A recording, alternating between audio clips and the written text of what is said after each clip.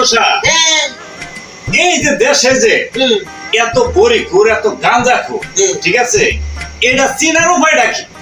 এটা চিনার উপায় হলো যারা বড়ি খাইয়ে বাসায় আসবো তার লগে সুগার বিস্কুটের গ্রাম পাবে বুঝছে।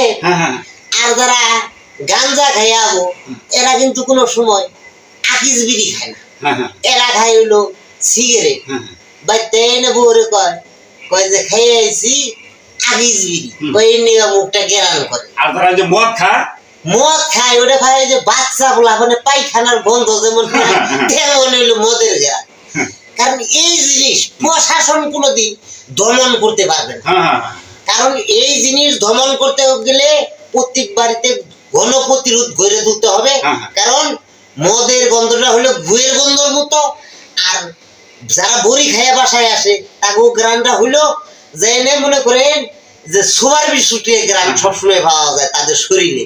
কারণ এটা বাড়ির থেকে তার স্ত্রী বা বাবা মা যদি এই গ্রান গুলা পায়, বাড়ির থেকে যদি এই জিনিস দমন না করে তাহলে আর নইলে দমন হবে না। প্রশাসনে সকল জিনিস দমন করা সম্ভব না, বুঝলেন? এটাই হলো করতে হবে আমাদের, দমন করতে গেলে বুঝতে হবে। ঠিক আছে ঠিক আছে।